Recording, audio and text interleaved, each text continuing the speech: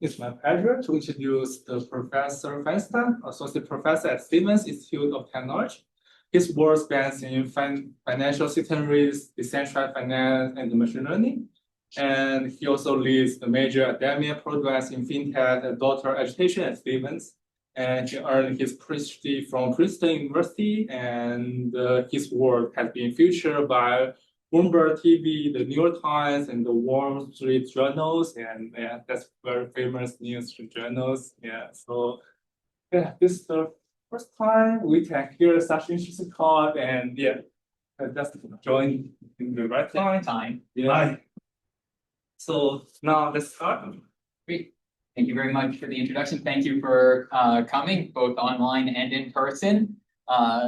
So I'm Zach Feinstein. This is joint work with Maxime Vitrich at University at Buffalo. As I was saying before we got started, please just interrupt with questions at any time. I come from a business school, and if you've ever been to a seminar at a business school, usually you can't get past the first slide without someone interrupting, so I'm now used to that. So you do not need to wait to the end. You do not need to worry about it seeming rude. I'd rather clear up any confusions or answer any questions early on rather than getting to the end and it being a slide 1, slide 2 problem. So today, what I'm going to talk about, the title, it's kind of a long title, Systemic Resilience and Autarkic Derivatives, Engineering Oracle-Independent Risk Primitives in DeFi. So the whole idea here really is that autarkic derivatives concept. So these are financial derivatives that we're going to talk about, and really trying to say, can we engineer a risk primitive that we can then use for novel applications through composability in, for instance, lending protocols. But just to really get into this with motivation, why do we care about derivatives in the first place? And it really comes from convexity. So in finance, if you have a position with a convex payoff, it means you have a leveraged upside. And kind of convexity, you have this kind of increasing speed. So you have this leveraged upside, but you have a capped downside. So this is a really good position to have. The typical, I'm going to use the small amount of board that I have over here. We have kind of the underlying price, and we have our payoff. And the typical case is what's called a call option, where you have some price below which you have zero payoff, above which you have the linear payoff. So this is this idea that you have a capped downside. So there's that zero, and then there's the ramp upward. So you have this leveraged upside, capped downside, which means this tail event, you're now basically selling off that risk. Or if we look at, this is a call option, put options are the other direction. So the payoff happens when the price goes down, and there's zero losses if its price is up. So this is where you say you can start redistributing those tail risks, because maybe I want to buy that protection. I want to buy the put option. So if the price goes down, I'm getting paid. Or I want to sell that. I think the price is clearly going to go up. I'm willing to accept that tail behavior and get this payoff. So this is where convexity is really valuable, is it allows us to take advantage of this. The reason that this is more complicated to do is you cannot actually perfectly replicate this with just the underlying instruments. In theory, you can. It just requires you to be trading continuously in the market, which requires dynamic hedging or funding mechanisms. Basically, you need to keep putting money into this system. You need to keep trading, and it becomes economically disadvantageous to try to do. So the idea is let's bundle it into a single contract and then sell that contract. That's been done in traditional finance with options for decades, really, like it's been around for longer than that, but really kind of hit its stride first in the 60s, then in the 80s, and options volume in traditional markets far outstrips the spot volume. It's about, in the US, about like 10 to 1. 10 to 1. Yeah. So there's significantly more trading on these types of instruments because if you want the upside, you get a leveraged upside. If you want that kind of downside protection, you can get it. So there's a lot of reasons, both hedging and for speculation, that these are really nice instruments to have. And especially from the perspective that we're going to look at today, is that this is a resilience tool. Essentially, if I can sell off my tail risk, if I can protect myself in the tail, I now have this capped downside. I now have protection for bad events in my portfolio. Yeah. Could you just explain what's an example of a tool that doesn't have a capped downside, just so I can contrast them in my head? Yeah, so if you short so the typical example would be if I have a position and now I short it. Yeah. In theory, if the price just goes up and up and up, I have an infinite downside. Right. Okay, that makes sense. So the typical thing is if I need to protect myself on the long side, I need the opposite position on the downside. If I'm using just linear instruments, that means buying something and shorting the same thing. Where that actually does happen in DeFi, I don't know if you know USDE, which is Athena stablecoin. They hold ETH and have short ETH perps. The idea being they cancel each other out, so you get a stable position. It's very clever, but the problem is if things get liquidated, if kind of scammed or certain attacks happen, it could cause some risks. The perp does not need to perfectly replicate the underlying, so they do have some residual risks, but basically what they're doing is they're taking a long position and an equal short position to have flat. Okay. So if convexity is kind of this resilience tool, if it allows us to deal with these tail risks, these tail events, then can we design options for DeFi to serve the same purpose? And in a little bit, I will talk about there are options in DeFi. I'm not the first person to say, hey, why aren't there options?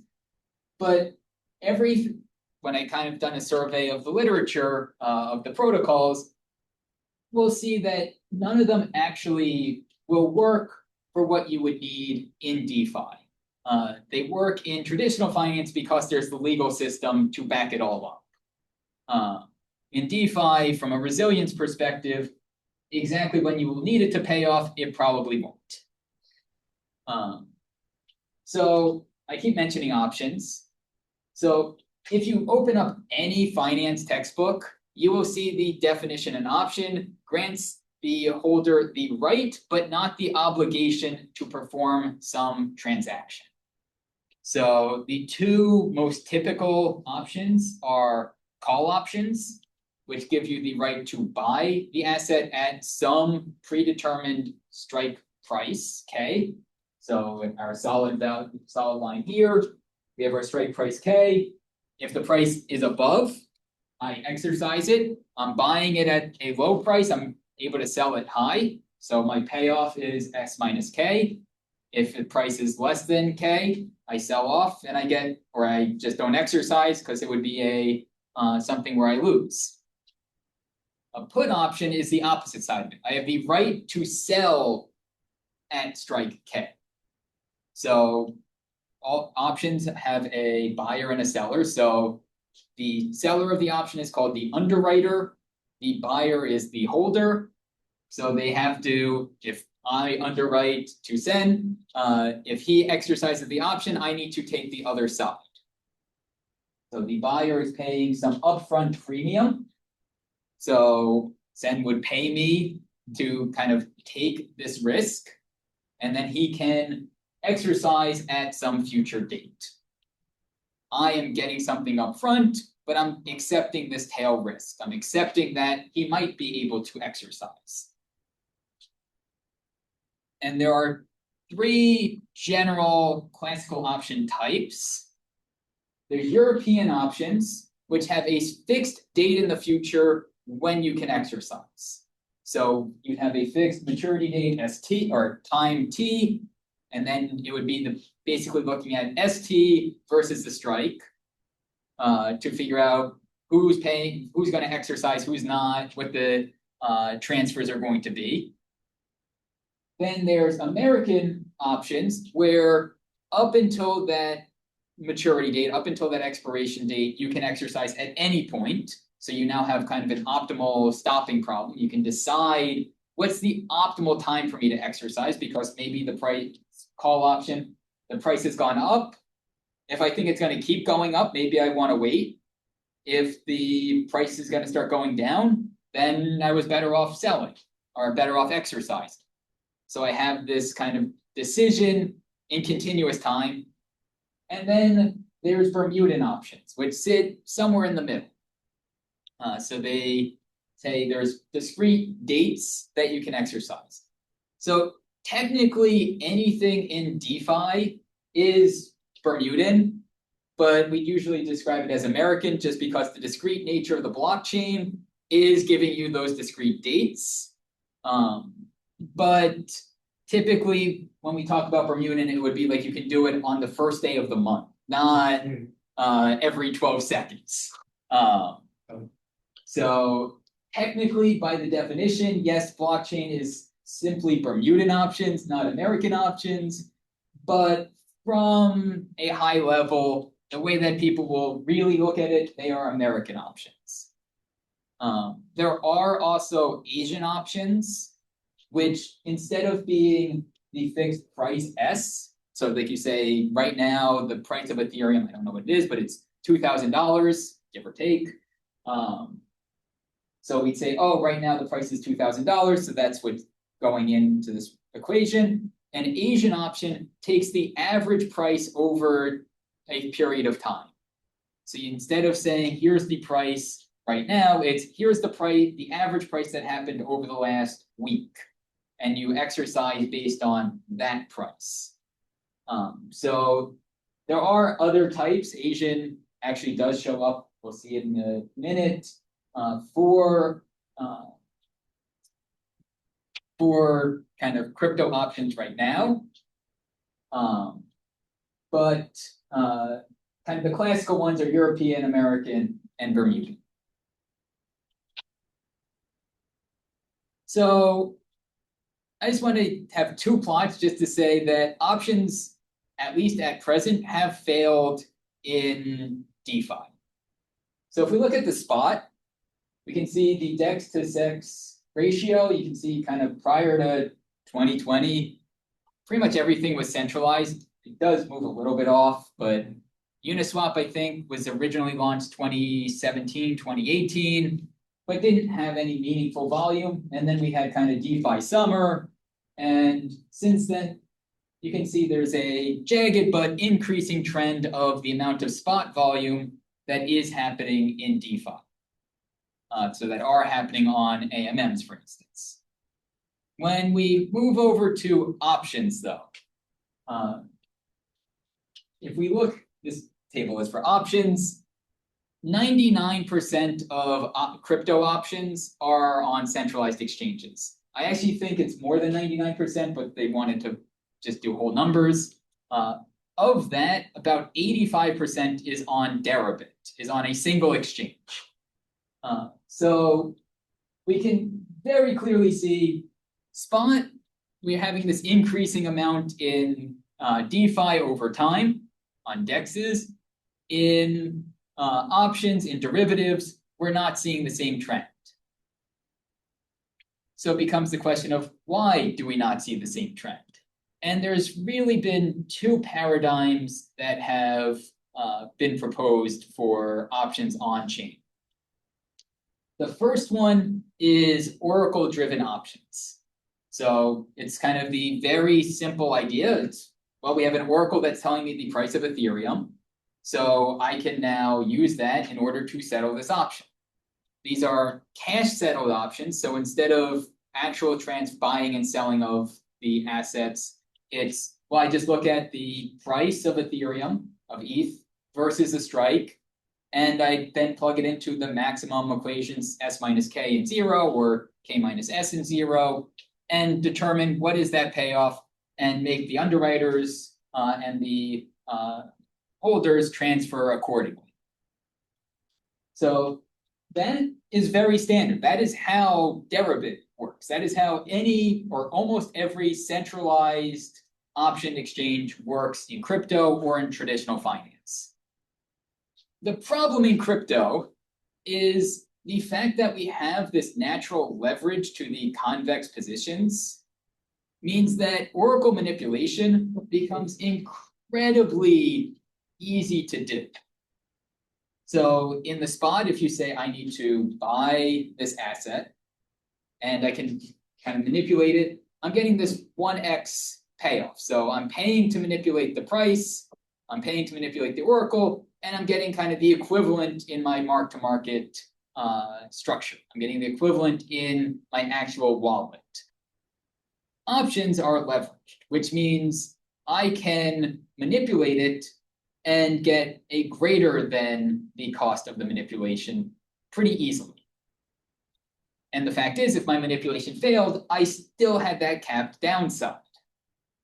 The problem is, the other side of this trade, the underwriters, face the unbounded loss. If you can take an unbounded gain, they can take an unbounded loss. So there's this very asymmetric problem where underwriters will not operate. There's no good incentive for them when you can manipulate. So what you ultimately need is robust margining, liquidation systems. You need a centralized exchange that can, and you need methods to make the Oracle less manipulable. When you say manipulate, is this like bribing the Oracle for cash? You could bribe the Oracle if it's looking at like let's say it's looking at Binance. Yeah. You could just literally spike the price in Binance right before maturity. Right. And so could you repeat why this is not a problem for typical centralized finance? So in traditional finance, the maturity date is the market close for the day. If you actually look, so the market close on a centralized exchange in traditional markets is an auction. It's actually the last 15 to 20 minutes of the day is actually done by an auction. And it has about 15 to 20% of the total daily volume. So because you have so much volume happening at that one time, the cost of manipulating is astronomical. And if you were caught doing it, there's then the legal repercussions. So it's sort of, you could do it, but you would need so much money to do it that it would be obvious. And once it becomes obvious, the SEC or the CFTC is going to go after you. In crypto, there's no market close. So they've just, I think Deribit uses 8 a.m. New York time. It's probably based on some like Hong Kong or some other location. I don't know, but it's 8 a.m. is when they settle their options, which means I could just go to, I think they use Coinbase as their primary Oracle, but I could go to Coinbase at 7:59 and 59 seconds and spike the price or crash the price, whichever direction I want to do it. And there's not necessarily a lot of volume going on at that time.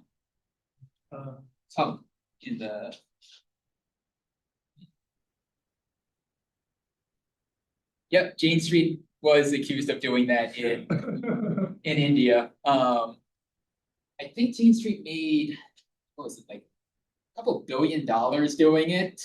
Wow. So like it's very well known that you can do this. So the way that Deribit and all of these Oracle-driven DeFi protocols have handled this is they said, well, we're not going to just use the spot price at maturity. We're going to do an average over time. So 30 minutes or 60-minute average of the spot price. Can we use multiple? And using multiple different exchanges and averaging over averaging over averaging. Which does make it more protected because now the cost of maintaining this system over time becomes much higher. The manipulation over time becomes much higher. But it also comes at the problem of if I'm trying to get a protection, if something is a fast moving event, because a lot of these options are like 1 day until maturity. Like I'm not buying this long in advance and saying I'm going to hold this for a year for protection. I want protection over the next day. If 1 hour of that is being averaged, that could be a big swing during that hour that I'm not actually getting the protection that I wanted. So there's pluses and minuses, but ultimately, one way that I kind of look at these Oracle-driven and why they haven't succeeded on DeFi is they've copied a centralized exchange directly and put it into smart contract.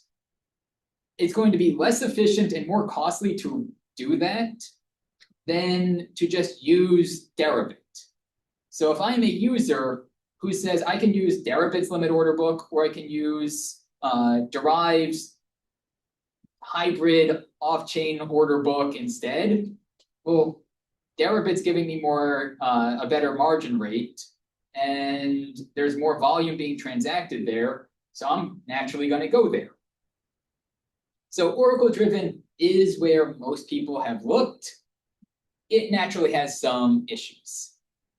On the other side, there are AMM-driven designs. The first of these really was the replicating market maker design, which was paper by Ingeris, Chitra, a couple of others. Where the idea is when I become a liquidity provider in an AMM, I can, like if I design it well, I can get something that almost replicates this type of payoff. The problem is it replicates the negative of this payoff. So you kind of shift it and it's the negative. So what you get is a concave payoff, not a convex payoff, which again, convexity was what was giving us the resilience. Concavity gives you impermanent loss. So if you just did, oh, we can use an AMM directly, you get some problems. Panoptic came along and said, well, if I have a convex or concave payoff, if I short it, I get the convex payoff. I get the negative of that structure. So they basically created a system where you can short liquidity tokens in Uniswap v3. It starts to look like, as a picture, what I drew over there for puts and calls. So from that perspective, it was really nice. The problem is these are perpetual options, and you needed to compensate the underwriter, who basically was lending you their liquidity position, for the fees that they're not earning. So now the underwriter has streaming fees that they need to pay over time, which means that you have to still introduce the margining system. You still have to introduce the liquidation system. And if we're using V3 positions, people have different levels of concentration, which means that my approximate call option and Zen's approximate call option aren't necessarily fungible. So you end up with a system of non-fungible positions that have this kind of streaming cost I need to pay over time, which means they're not great for hedging either. It's not like I can say, well, I'll buy this, I pay something up front, and then I have this protection. Instead, I pay something up front, and I also have to maintain this margin account, which is based on the fees that are being charged by Uniswap, and I need to kind of keep track of that. So it becomes a much more complex position. Panoptic, I think, is currently offline because they had an exploit. So they found the exploit. They then took themselves offline, saying before anyone uses this. But in the year that they existed, they had a total of 400 different wallets that used them. So there was no volume. That 400 wallets, I'm pretty sure, includes the people working at Panoptic.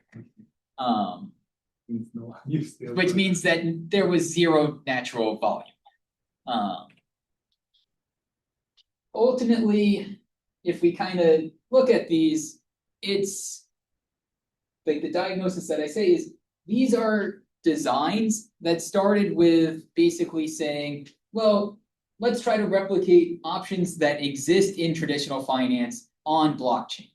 And then how do we design a market around what already exists? I'm going the opposite direction. I'm saying, what are the constraints from the blockchain, and what is the option design that actually fits those constraints? And once we know that, we can then start thinking about the market. So kind of flipping the question that most people have done on its head and said, yeah, we want puts and calls, but maybe doing a European option just does not work based on the constraints of the blockchain. So there's going to be 4 main design paradigms that I want an option on chain to satisfy. The first is autarkic settlement. What that means is settlement occurs, the exercise of these options occur only based on the state of the protocol itself, only based on the state of the option itself. And we can do this by saying it's physically settled. So if I have a put option, I have the right to sell at a fixed price, means I literally need to deliver the ETH to receive the USDC. So it's not cash settled. It's not looking at any oracle to say, what is the price of ETH? It's just saying, I have ETH and I can exercise it.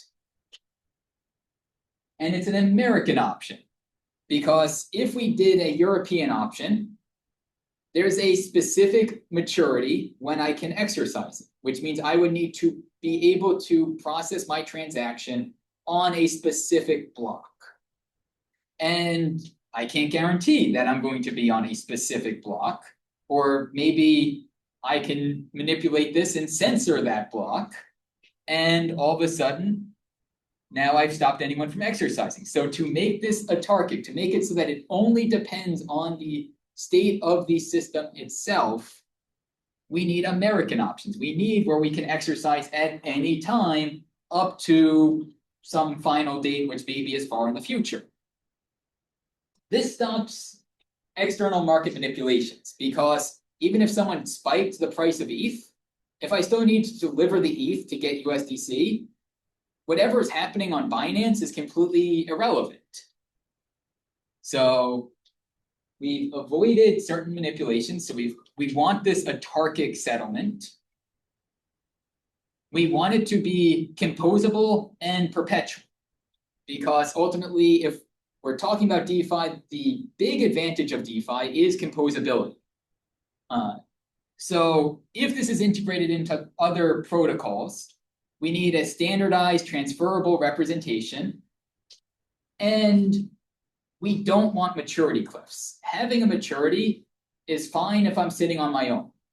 But if I'm being integrated into, let's say, Aave or into Uniswap, all of a sudden, they would need to understand what is the maturity and how to handle things after that maturity date. So for composability, you really need to get rid of this final expiration time. So it needs to be a perpetual option. So there's no maturity to it. We want a positive cost of carry. So what this means is if I hold the option, there should be some economic cost to doing so. On dated options, on dated American options, that economic cost comes from the fact that I'm losing the opportunity to exercise over time. So this is generally written as negative theta. Theta is the kind of how the price naturally will evolve over time. So negative theta means that the options value will naturally, if everything else stays equal, will naturally decay over time.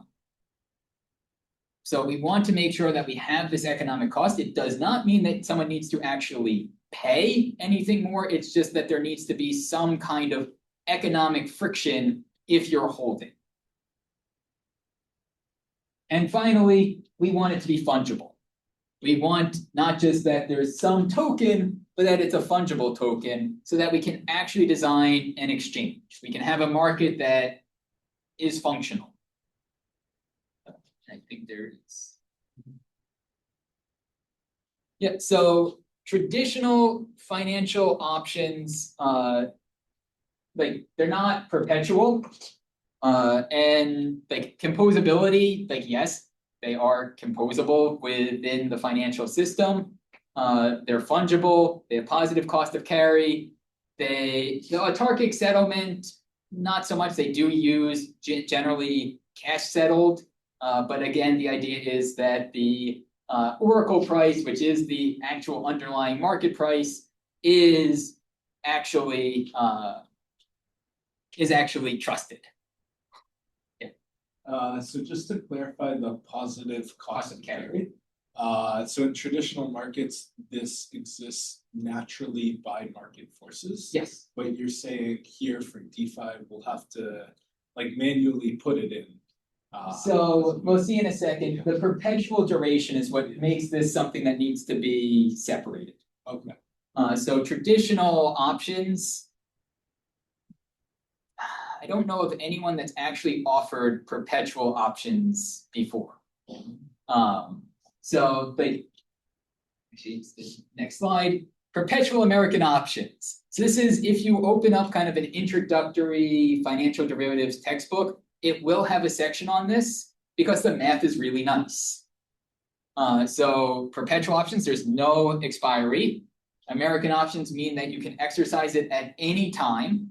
So you basically can just wait an infinite amount of time to exercise if you wanted to. The problem is there's zero cost of carry. Because wait and wait and wait, there's no penalty for waiting. So because of that, there's also no meaningful leverage that you would get if this was quoted based on the theory. Because the price of these options is essentially the same. If you're buying the call option, it's going to be the same as just buying the underlying, in which case you gain no leverage. So they're not actually used in practice. They're just something that you will see in every textbook because the math is really nice and you can solve everything in closed form. So it's a really nice theoretical instrument, does not exist in practice. And the reason it doesn't exist in practice is the zero cost of carry kind of breaks whatever you could have had.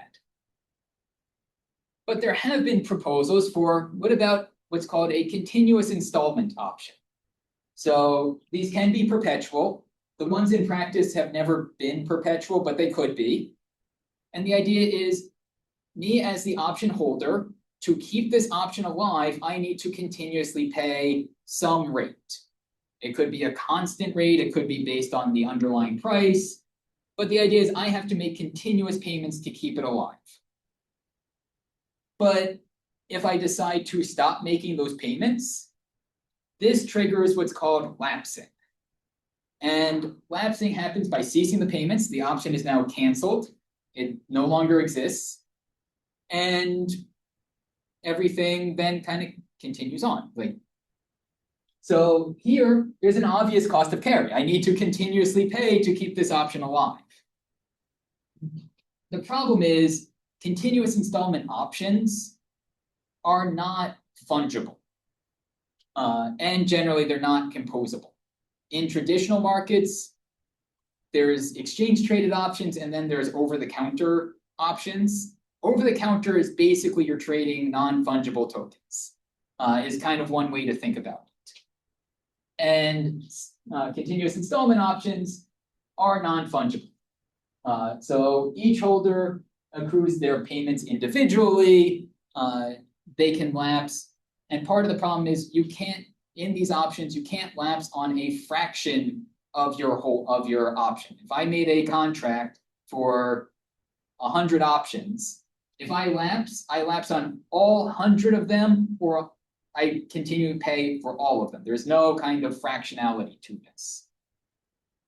So they solve the valuation problem. We now have positive cost of carry, but they fail operationally. They fail from a composability and fungibility standpoint. And you can almost see Panoptic being in this realm. They have this streaming payments that you need to make over time to keep the option alive. But they failed at fungibility.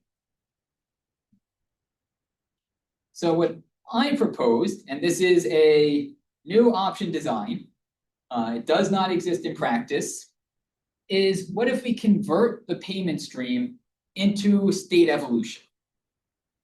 So what we do is we have the continuous installment payments that are due, but instead of paying it directly, I'm implicitly selling back a fraction of my options. So I had that 100 options, and maybe the option value is really high.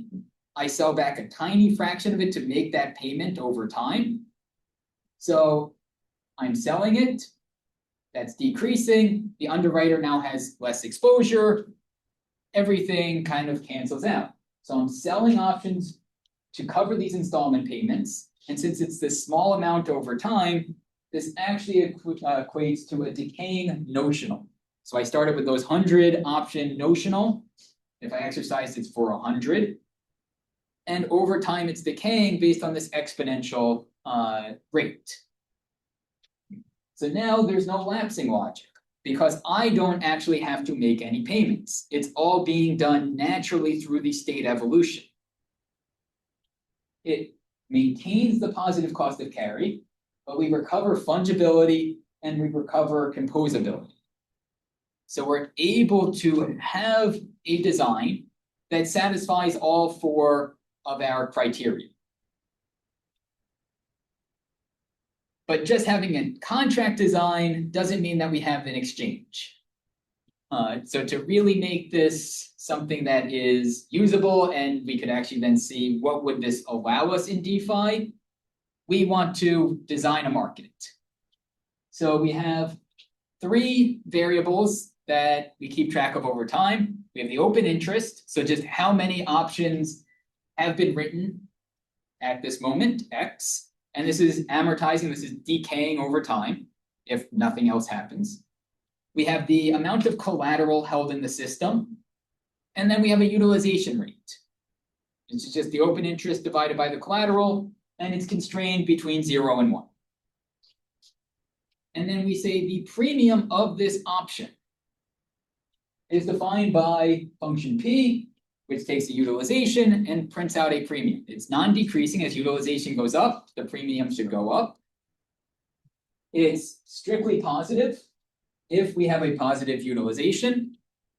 And it limits to either infinity for a call option, because call option, this can just keep going up, or to K for a put option, because that is the maximum. So we have puts and calls, just depending on what's that maximum value you could have a different limit. So we could take for a call 2u divided by 1 minus u cubed. It just looks nice in the math when we move forward. That's why we did that. Puts, linear. Very simple. Just take the K, the strike times utility, gives you a very meaningful premium function. And then to actually work with this, we have what's called the net premium function, which is just the running integral from 0 to u of the premium function. And there's one-to-one relation, take derivatives, everything works.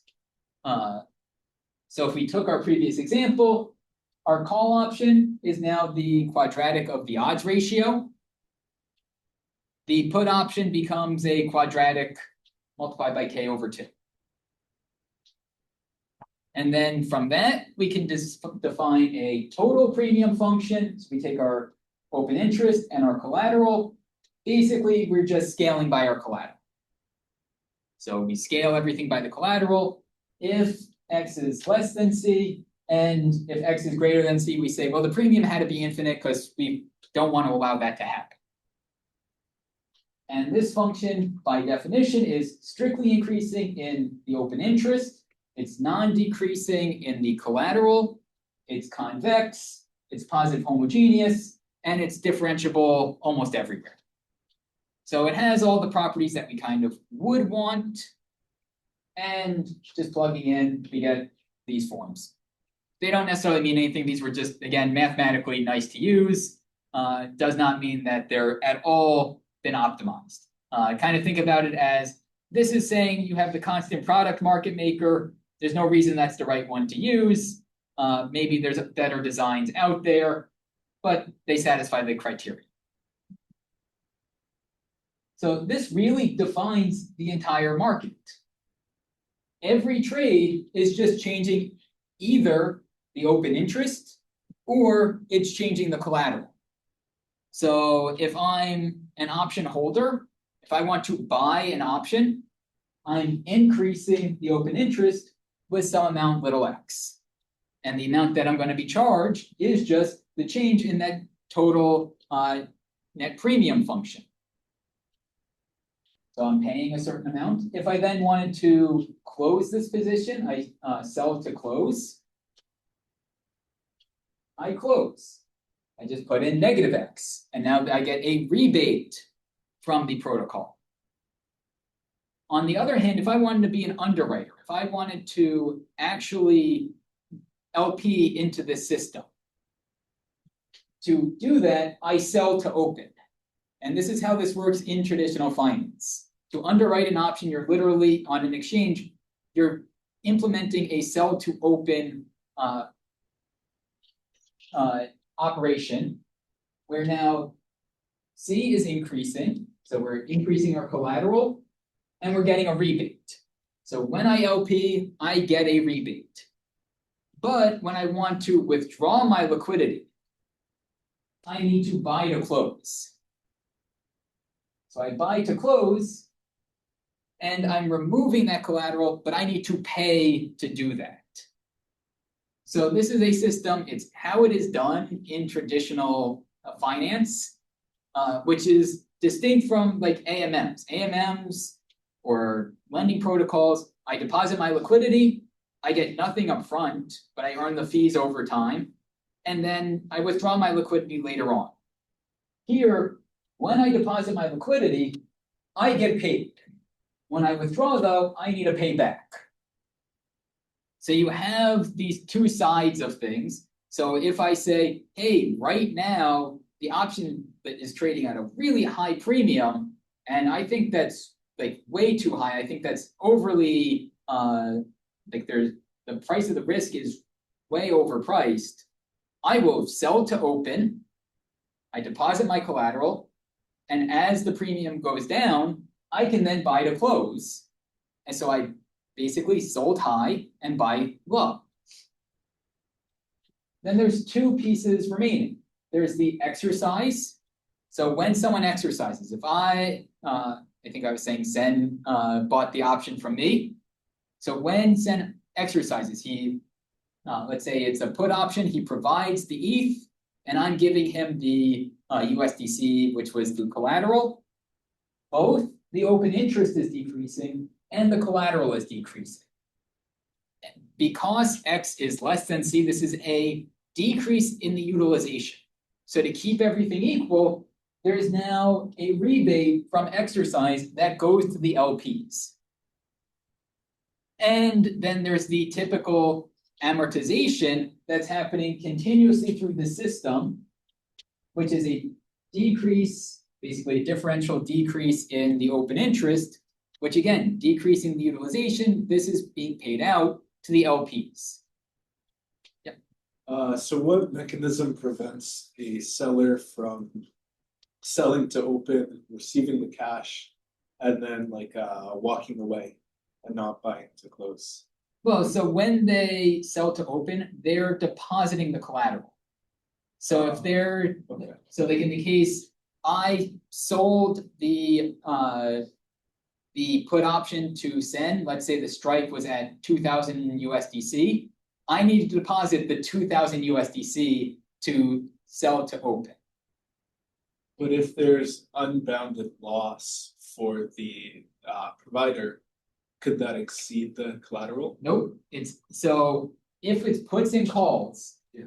on a put, the worst amount that I can lose is the strike.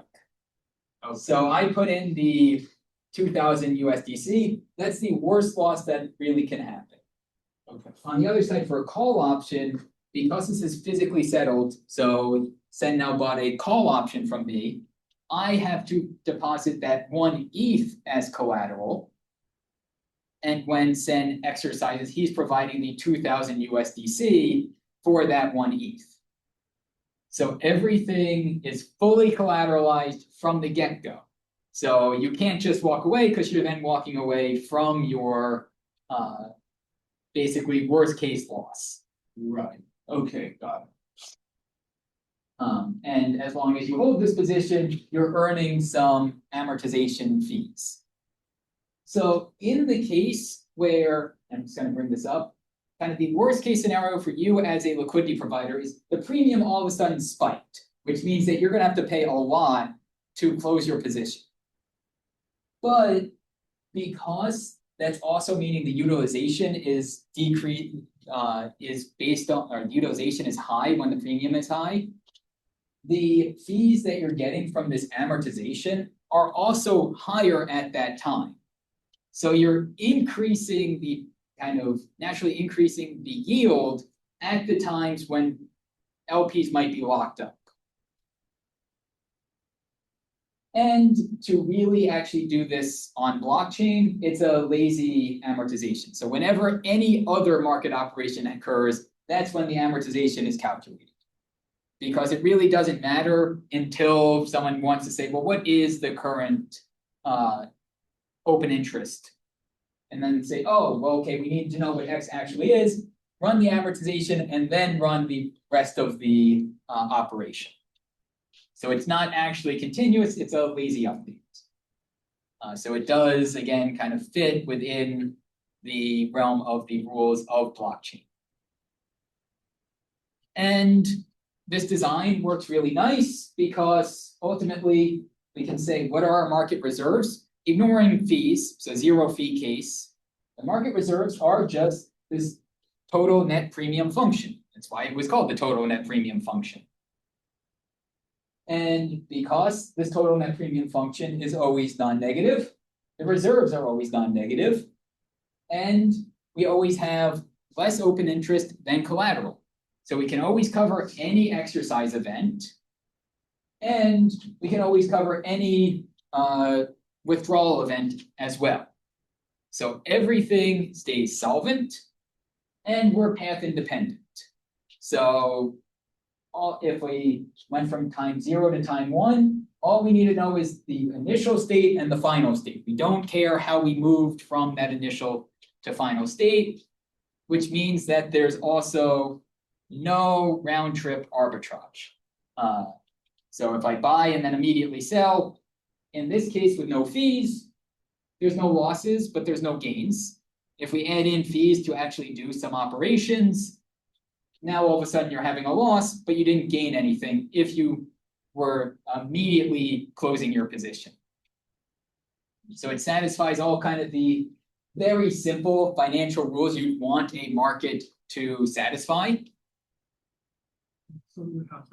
Okay. So where this really gets interesting to me is looking at composability. So once we have these options, we can look at them in terms of how they can be used in other markets. So lending markets, I lend out cryptocurrency for over-collateralized positions. The liquidators can claim that collateral if the loan-to-value ratio exceeds some threshold. And liquidators make profits if they act fast enough and the market is sufficiently liquid. So ultimately, it does depend on what is the haircut that was set. So if this haircut is too large, then I need to provide way too much collateral for what I'm getting in return. This is capital inefficient. If the haircut is small, then there's a high risk that there's going to be bad debt. So how you actually set this is quite fragile. Second problem is I can manipulate that loan to value ratio by attacking the oracle. So whether I'm bribing the validators, whether I'm manipulating the underlying market, I can cause issues. And it's known to happen. So the idea here is to pre-fund the liquidation. To basically say you need to compose your underlying token with a put option. This is called a protective put. So, if I put the chalk, if we take our put option, which is this dashed line, and we add it to the just asset itself, we end up with this payoff. So there's now a capped downside. So the underlying plus the put can be treated as some endogenous collateral, and the put option premium is now the haircut. So if we wanted to borrow USDC using ETH as collateral, what we want to do is we take ETH, we take E put options, so we can sell those ETH for K,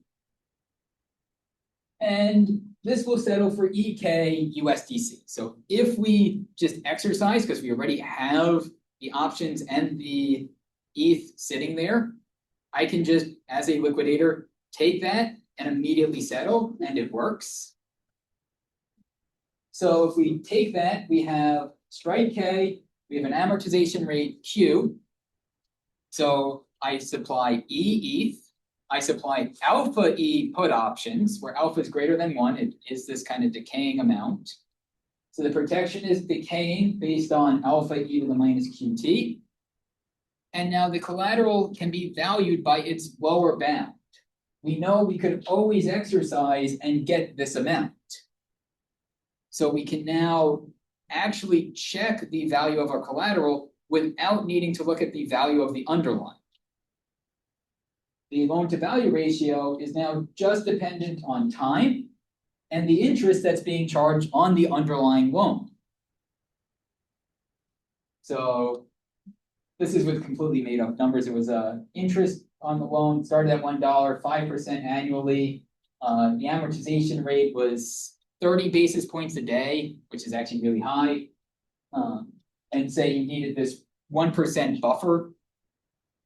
So with that 1% buffer, you have basically 3 days during which this liquidation can occur without having bad debt. It's guaranteed that there's no bad debt because any liquidator during that entire time period can come in and exercise the options for the underlying amount. Of course, you can then get bad debt if no one exercised in that amount of time. But the idea is now it's not the oracle was manipulated or the oracle was stale or any other issues with the oracle. We don't need to pay attention to the oracle at all. The premium is telling us what our haircut is. So this is really kind of the key point where once we start thinking about options as resiliency tools, we can now use any token as collateral to borrow. We can do other things, but I think I'm out of time. So we can look at, for instance, DPEG insurance. Again, the idea is, where I kind of thought about this is MakerDAO has the peg stability mechanism on DAI. I think now it's whatever USDS. But essentially what that peg stability mechanism is a put option without a cost of carry. because they're offering it to all of their users without charging anything. So the idea is we could offer priced insurance to protect the peg. And this also would apply to things like staked ETH or other or any other token that's supposed to maintain some kind of peg. And the main idea is once we start offering this, we can get forward information. We can get what's called the implied volatility, which instead of being a historical volatility based on what's happened in the past, it's kind of the expected volatility in the future based on pricing of options. In traditional finance, if you've ever heard about the VIX, that is what's often referred to as the fear index, and that's exactly what it is. They're just taking options and they're saying, what is the implied volatility for 30 days from now? And that forward information tells you what the kind of fear in the market is. And then the key point here is instead of every protocol now having their own liquidation engine, their own oracle that they're using, we can now have a system that has consistent pools of liquidity used to handle liquidations. So everyone can kind of offload the liquidation engine to derivatives, which then makes things more efficient, makes things safer. In traditional finance, this happens through central counterparty clearinghouses. And this is literally called mutualization of losses. So we have a single liquidation engine, the risk can be shared, the risk can be aggregated, and now everything can be priced explicitly, everything is fungible, everything is transferable. So with that, thank you very much. I'm happy to take other questions if there are any.